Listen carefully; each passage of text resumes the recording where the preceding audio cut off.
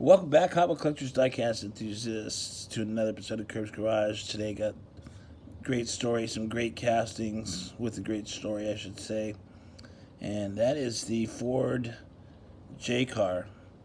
Hot Wheels released it with the Sweet 16, so it was one of the first Hot Wheels that were released. And so the Ford J car, as we see here spinning here, came in several colors of the Spectre Flame. And has the red line wheels and the opening bonnet there.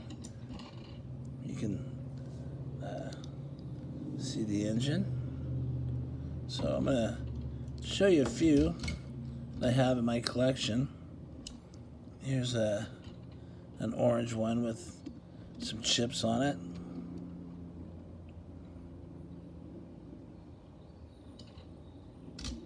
Here's a gorgeous brown one, near mint condition.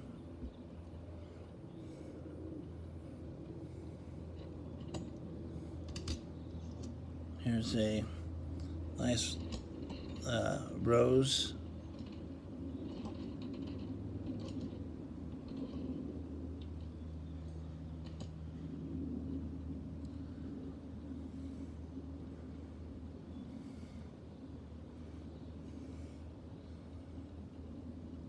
And there's a purple one that's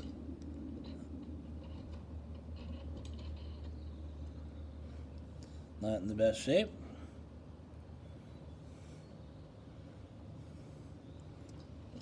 And got this red one here.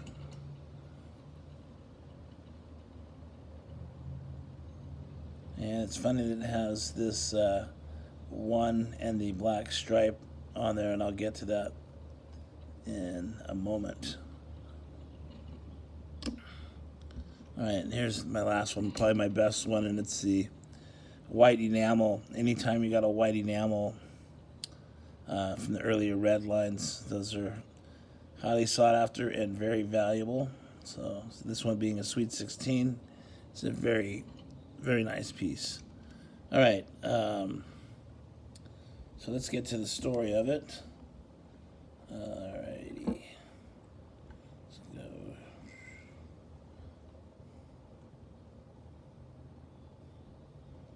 Alright, so that car designed was by Harry Bradley from 1968. So Ford, when with the continuing success of the Ford, the GT Ford Mach 1 and Mach 2 that won the 65 Le Mans. Remember, they came in first, second, and third. And I'm getting all those three cars from Auto World, possibly tomorrow, Monday at the latest. So we'll do a showcase on those three and talk a little bit more about it. But so after racing this one, having success, Ford thought, sought to make a lighter and more aerodynamic version of the GT40, and the result was the Ford J car. This one here. And unlike the previous versions of the GT40, the J car was built in the USA by Carcraft. It still retained the 427 cubic inch, 7.0 liter big block from the Mach 2, but the body and chassis were ditched for a bread van design with a honeycomb aluminum tub chassis. One car was built and was sent to Le Mans in 1966 for testing, where it posted the fastest time in practice sessions. But despite that, Ford decided to race the GT40 Mach 2s that had proven the reliability, and of course they finished first, second, third, so the year before. After Le Mans development continued on the J car project, with another car being constructed, driven by Ken Miles. In the Ford versus Ferrari movie, you'll see at the end where Ken Miles is testing a car and spears off the track and over an embankment. The car hits the ground and flies over and several times, and ejecting Miles, and before coming to rest and burning into flames, totally destroying the car and killing Miles. Well, this was the car he was driving, or this was the type of car he was driving, the Ford J car. So after the accident, a more conventional aerodynamic design was with a stronger chassis was implemented, known as the Ford Mach 2, Mach 4. I say, but before I get to that, I'm going to show you. Let's see. We got it right here. Okay, so remember this, the one in the stripes. So here is what the Ford J car turned into, the Ford Mach 4. So